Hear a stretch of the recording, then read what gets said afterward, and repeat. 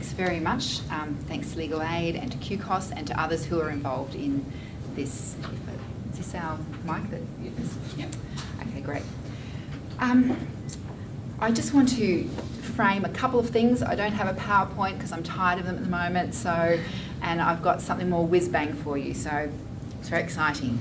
But I've got a couple of framing kind of things to talk about. One is that the legal sector is a complex little beast, and the way I describe it to community workers in general is there's the private legal profession, and that's really in two categories. You've got your big towers on Eagle Street, and you've got your mum and dad suburban lawyers. So that's basically private. You go in, you have to pay, essentially. Sometimes you can they'll be using a legal aid grant, but basically that's the private legal profession. If you can't afford the private legal profession, as a lot of people can't, then you have some options. So option number one that's in the minds of most Australians and most community workers is legal aid. There are legal aids everywhere. They're not strictly government, they're commissioned, so they're independent. And legal aids have a massive job to do and not enough money to do it. And so they have to keep narrowing, Mary will correct me if I'm wrong, but they have to keep narrowing who they see because there's some obligations put on them about who they do have to see and what they have to do. And so if you've had any interactions with your clients in legal aid, you'll know that it can be tough to get legal assistance for them, and they're always just doing this tricky balance of prioritising. Then underneath legal aid, if you're really so poor, then you have the community legal sector. So that's little independent community legal centres, and they are in two categories. So there's one that might be in a geographical area. So you might have heard of Caxton. So Caxton Legal Centre is a general legal centre, and it started off in Caxton Street. It's not even in Caxton Street anymore, but that's where it started. Well, no, actually it started in New Farm, but anyway. So it did start in Caxton, that's right, and then it went to New Farm. Anyway, so but they're trying to deal with the general legal needs of their community. Then there are specialist community legal centres, and some of those are, deal with tenancy, or deal with Centrelink, or deal with prisoners' issues. So they are specialist. So and I could have put this all in a little picture for you, but just trying to describe that you can see that when you have a client that needs some help, and you know they can't afford it, because that's why they're at your centre as well, where are you going to help them, even if you register that it's a legal issue? So that's part of the issue that we're talking about today. Now, I'm from an organisation with an even worse acronym, QPILCH. QPILCH is a community legal centre, but what we do is we were established by those big towers in Eagle Street who want to do community legal work, and they want their lawyers to do it, and they want to pay for the time of their lawyers to do it. They're very committed to it. So they needed a middleman organisation to bring your clients and them together. So that's what QPILCH is, and you don't need to know what it stands for, okay? You can look that up. So that's what QPILCH does. And QPILCH has a number of little ways that it does that, and one of the things that we do is what's called the Homeless Persons Legal Clinic. And some of you are familiar with that service, but I'll just describe it for you because it's my patch. It's where I first started at QPILCH. What the Homeless Persons Legal Clinic does, based on loads of research that was existing at the time and still goes on, is that people who are really disadvantaged, highly vulnerable, are not going to make an appointment to see a lawyer. There are many barriers to them doing that. And so one of the things the Homeless Persons Legal Clinic tried to do to overcome those barriers was to put the lawyers in the centre, and they still exist, where we looked at where are people who are homeless getting other essential services? Where are they going to turn up for a meal, for a bed, for some health care, for some housing support? That's where our lawyers need to be. So we had established that model.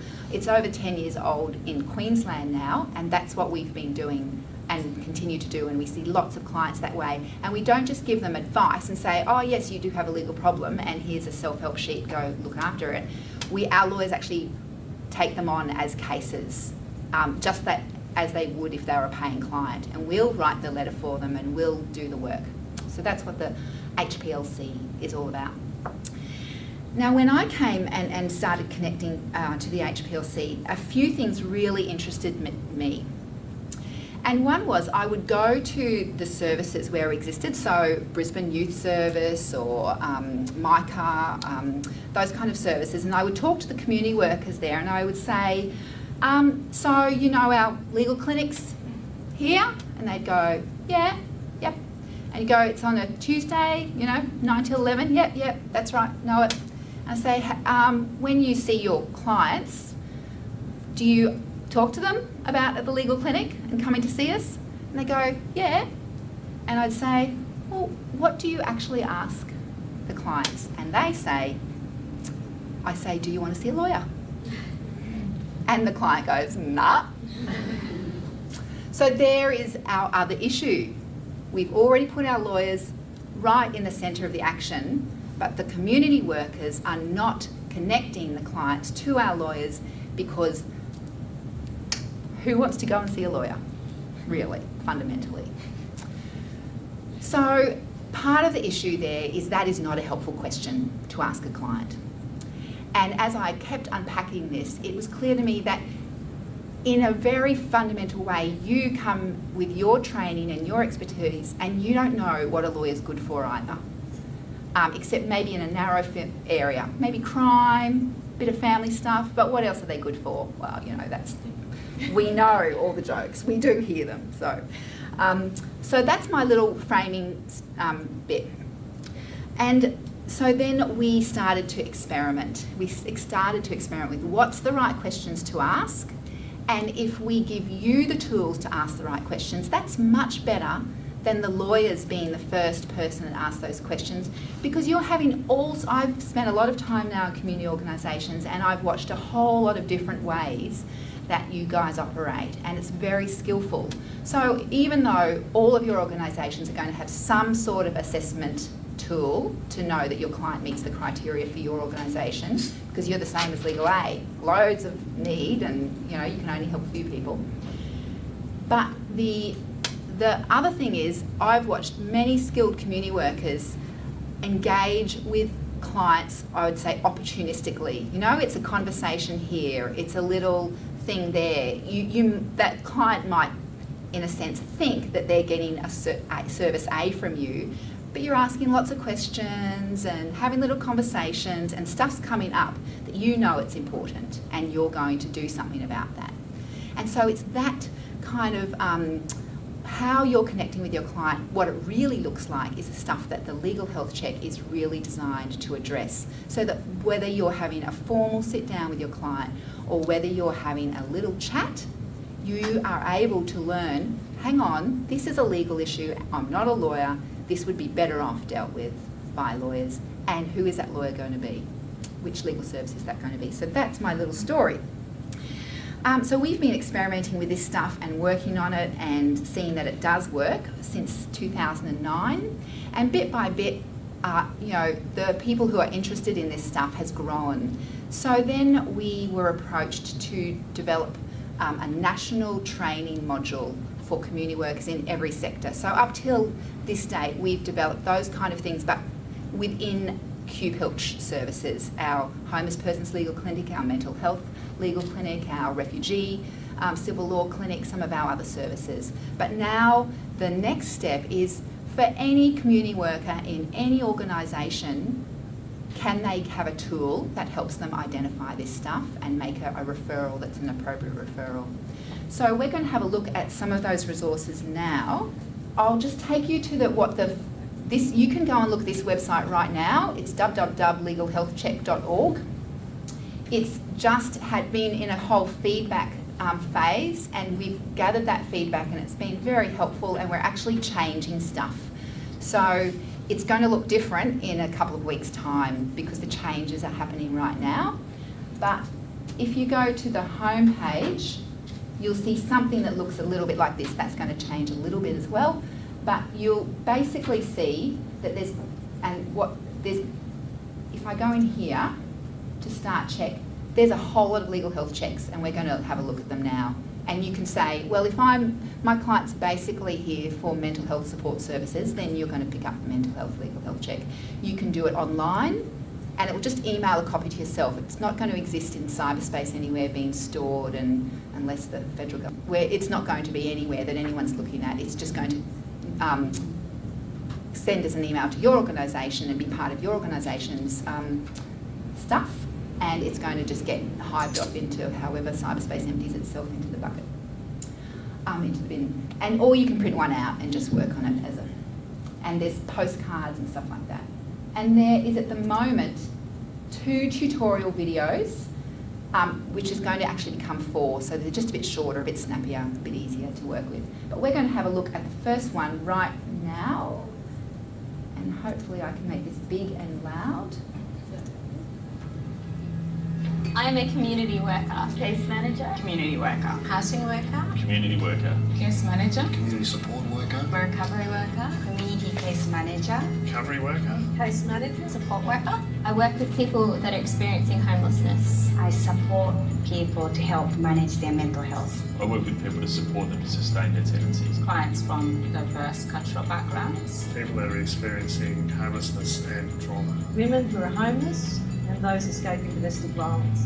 I work with young people who are at risk of disengaging from school, family and community. I see between 8 and 10 clients each day. I see up to 60, 70 people. Between 5 to 10 clients each day. Anywhere from 3 to 10 clients a day. 8 women each day. Up to 31 clients. 3 to 5 people each day. Up to 25 young people each day. Up to 31 clients a day. Up to 100 people a day.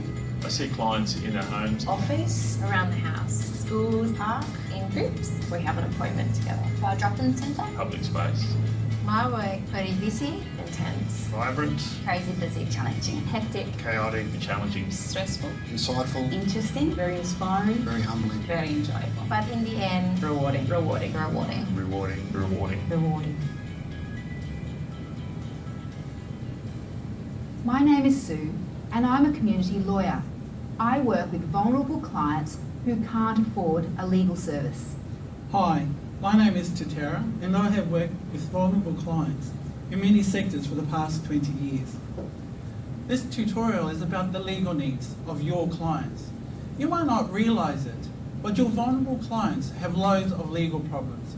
If they don't get it sorted, it can undermine all the hard work you and the client do. The legal problems are like sharks circling a leaky boat. You are the best person to start helping your client with their legal needs. They need your help to connect effectively with a lawyer, a community lawyer that is free and is trained to assist vulnerable clients. This resource will help you to do that. Here's the problem. Imagine your clients are in a boat. They've often sailed stormy weather like a family, housing or health breakdown, or sometimes all three, and they may be struggling to stay afloat. Sometimes they are experiencing the systemic disadvantage which faces people with a disability, mental illness, ethnic background or other indicators of vulnerability. By the time your clients meet you, things aren't going well. It's like they're in a leaky boat with lots of holes. Your client can name some of the holes in their boat: no money, poor health, and you detect other holes, perhaps the connection between childhood trauma and vulnerability. Your role as a community worker is to work hard with your client, identifying and patching up these holes. But while you're busy with the holes, you might not have recognised that there are sharks in the water, problems that are looming beneath the surface that could undo everything. The sharks are legal issues, problems that you and the client haven't really noticed. Do any of these sound familiar? Legal issues make all the existing problems worse for your client. Let's look at debt as an example. Clients who owe money can feel stress. A debt collector might be calling them frequently to ask for a repayment. They feel shame. They've often lost track of who they owe what to, and they're humiliated when their name goes on blacklists. They feel out of control because Some creditor is charging effectively 400% interest on their debt by the time you add up all the fees and penalties. Bankruptcy seems the only way out. And then, of course, they don't have enough money to pay rent or get into safe housing. Legal problems make existing problems worse, and they can also undo the hard work of you and your client to patch the holes. You might work hard to help your client leave a violent relationship, but if their name is still on the lease or the car repayments, your work can come unstuck.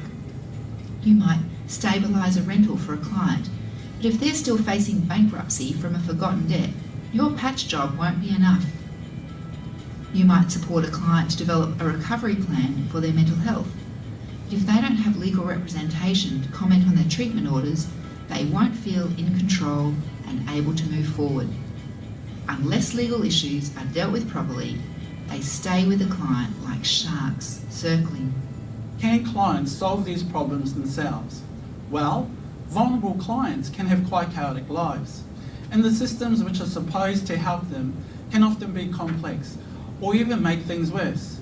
But the biggest barrier to solving the problem themselves is that your clients don't recognise the problems as a legal issue, so they're not likely to talk to a lawyer. But your client does talk to someone about these issues, you. Whether it's a casual chat or part of your services assessment program, your client will often mention something to you. They might express frustration that a debt collector is chasing them for money or that they're being evicted. And you'll have some strategies to offer the client, but we don't want you to miss the best solution for the legal issues, connecting the client to lawyers. The research in this area of legal need calls you the problem notices. You are the one the client speaks to, so you are best placed to connect the client to a lawyer. The problem?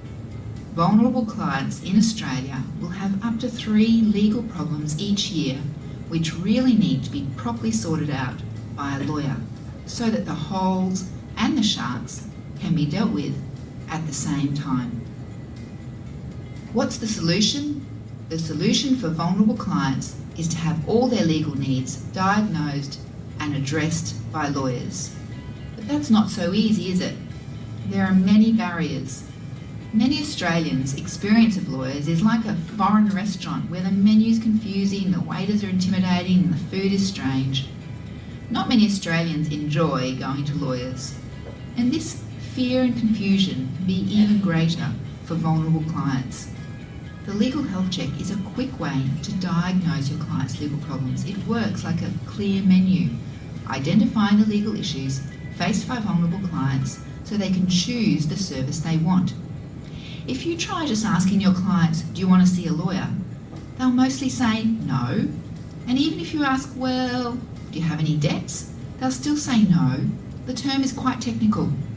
It's not until you ask, is anyone chasing you for money? That the client will say yes.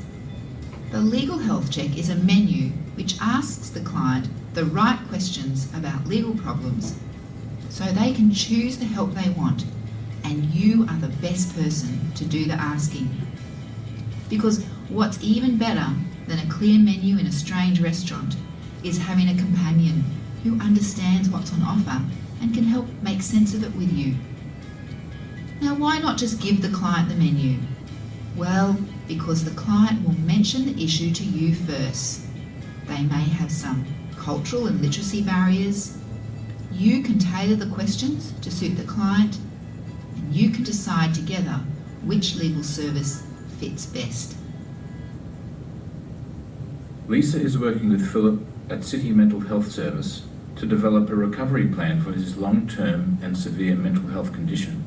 So last week we actually set some goals in your recovery plan, and you identified that you had a few legal issues that you wanted to work through.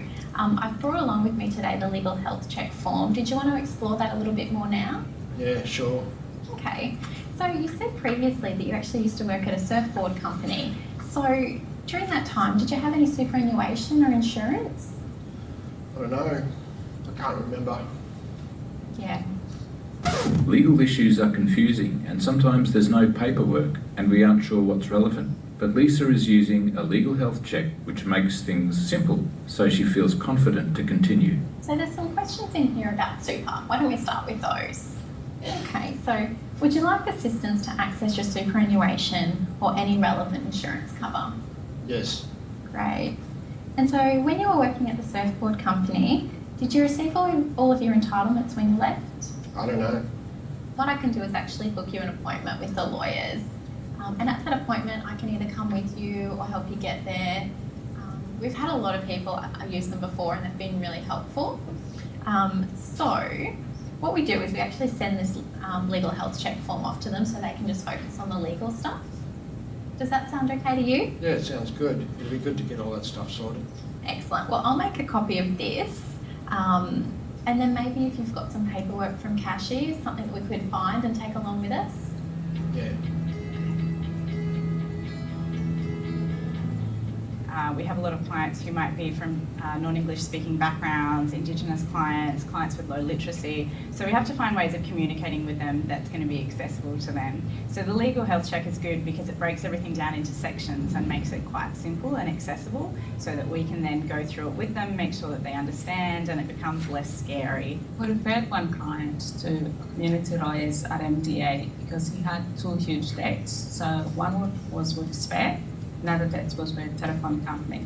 The client is on centering payment, family, so he was not able to repay these debts. And the community lawyers were able to agree on a payment plan with the telephone company. And also, client was able to do community service to repay Spare debts, and he's very happy. I had a Kiwi guy who doesn't get any income, and we sort of established that when we were going through the postcard and asked about if he had any housing issues, and he said, well, yeah, I don't have a house because I don't have any income. So from that we were able to sort of discuss the option of claiming the super and referred him on to our visiting lawyers. Being able to get his super, he was then able to have a bond and upfront rent for accommodation, and this being able to, you know, get employment as well. Next, we're going to hear from some more community work. So that's the first video, basically, and I'm just going to show you a little teaser from the second video, which, as I said, is going to become 3 videos. But there's just a few stories from community workers about how they use it and why they use a legal health check. These are real community workers, by the way. We didn't pay them anything. They volunteered for us. It's very nice. Yeah, absolutely. And it doesn't always present as the first issue that you need to look at, but the problem is that if you don't deal with that stuff further down the track, everything comes back up again. So you really need to get that stuff sorted out so that you can get everything kind of running smoothly, otherwise it all just falls in a heap. If someone is on a ticket listing and I'm trying to do housing work with them, I can't get them housing until we get the ticket problem sorted out. If I want to help them get back into education but they have a huge debt hanging over their head, they're not going to be able to pay their school fees and carry through with their schooling until that's dealt with. I've been using the health check now for over 12 months, and I find that it actually helps identify the legal issues and steps that we need to take with them. Yeah, the legal health check is really useful to use when things are really busy because it allows us to sit and focus on the person's legal issues and to have a guided conversation around that instead of just a brief, we've got this kind of stuff going on and I don't know a lot about it and I don't have time to deal with it, so we're just going to push it aside and deal with other stuff. So the form is, the legal health check is really useful to sit down and take a moment just to actually focus on the person's legal issues.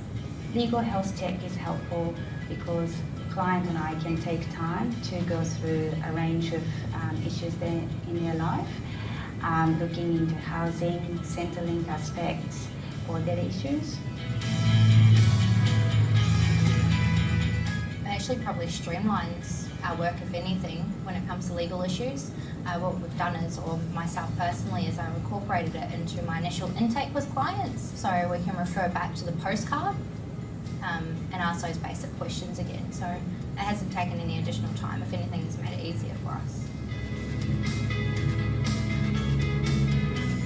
You've guidelines there are just very plain and simple, and it's very easy for, for our clients to understand. I mean, they've already got enough issues going on as it is. They don't need any more added problems. So it's just very good to just hit the nail on the head, be very precise with that, so they understand about what information that they need when they do go and talk to the legal service. When I'm using the legal health check with the refugees, health check allows us to step them through what the process is in a clear way. Usually they're very frightened and hesitant when they come through, and this allows us to put them at ease through its clear language. I find it really user-friendly, and I'm not a lawyer, so if I can understand it, then it's pretty comprehensible.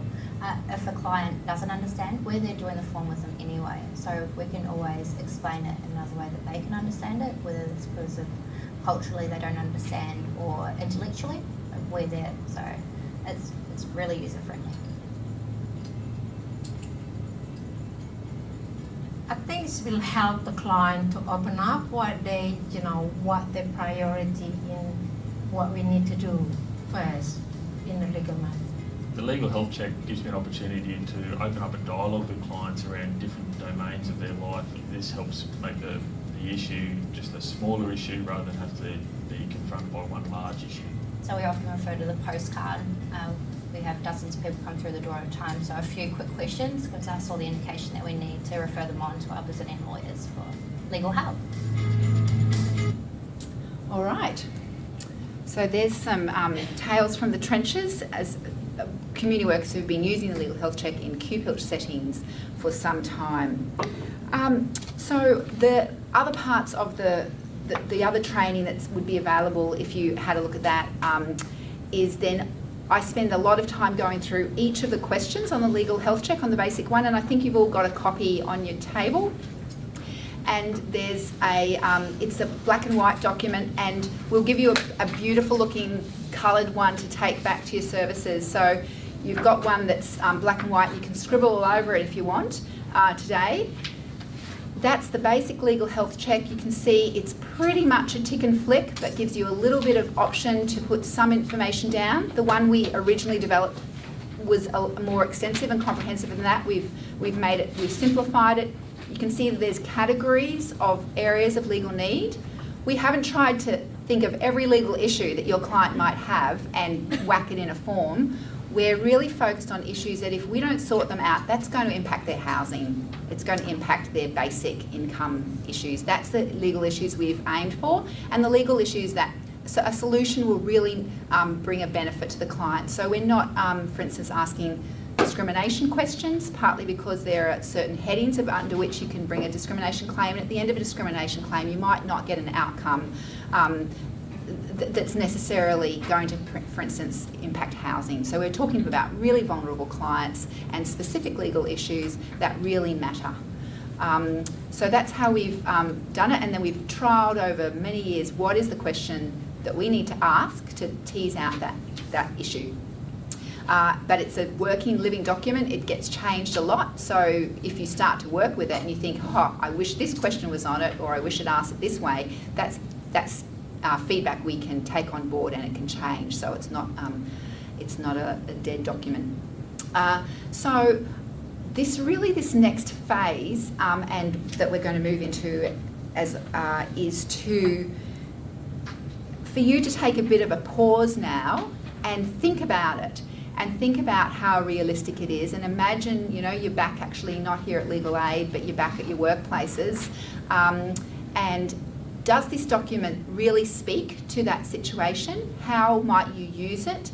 And how, especially if you're a manager in the organisation, or you're thinking about this from a whole of organisation perspective, what does that look like? Are you going to use a legal health check with every client? Are you going to ask? If you do, are you going to ask every question? What kind of things are you going to do with a legal health check if you decide to use it? And then what we're going to unpack a bit more this afternoon is, okay, say you think it's fantastic and you want to use it, and you want to use it on every client, which legal services are you going to connect your client to, and for which issues? There's really 3 steps that you need to think about, and you need to think about what it looks like within your organisation. The first one is, when are you going to complete the legal health check with a client? What is that actually going to look like? Is it going to be part of a chat? Are you going to sit, is it going to be a sit-down thing? Is it going to be, you might have an online assessment tool. Can you make a link on your online assessment tool to an online legal health check and make it all easy? What are you going to do? What does that look like? Then your next question is, how are you going to find lawyers? Are you going to say to the client, because you have no other options, you're going to say, here's the lawyers, go see them? Or are you going to say, I'll make an appointment for you? Or are you going to be in a position to develop what I'm calling a legal health check pathway? And that is when you've figured this out in your organisation has figured out what they're going to do about legal health checks, and you've had some conversations that have gone on, you've actually developed a relationship with a legal service, and you know, we're going to send Legal Aid the legal health checks, because most of our clients, and you might do this because you think most of our clients are women, their presenting issue is really domestic violence, they do have some other issues, but we need to get them to Legal Aid really quick about that stuff. So you might have decided that's what we're going to do with legal health checks. Or you might think, well, and again, we're going to unpack this a bit, but let's just leave it at that for this stage. But you've got, that's what I'm calling the legal health check pathway, where your whole organisation has a view on it, and you've developed some relationships that make a legal health check go backwards and forwards. And then you're going to have to think about what resources and inclination do you have to support a client, because there's something that I call lawyer magic. It's a myth, but lots of people believe in it, especially lawyers. And lawyer magic is the idea that you bring a lawyer and a problem together and kaboom, all solved. It's not true. Even the most skilled lawyer is going to have to work with that problem for some time to unpick the bits of it, and especially for a vulnerable client, that's actually how it is for them. They're very complicated. Often we haven't come to the problem at the beginning, that's why they're seeing you, and we want to avoid more problems downstream. So that unpicking process for lawyers takes a long time, and there's documents, there's stuff that's hard for clients to engage with. Do they have a mailbox? Maybe not. Do they have a home? Maybe not. So how is that stuff going to happen? What does that look like? And that's in that section of supporting the client. What resources can your organisation genuinely devote to supporting the client to see that legal issue sorted out? Because you've made a decision that if we sort out the legal issue, it's really going to actually be part of the other stuff we're working with the client on.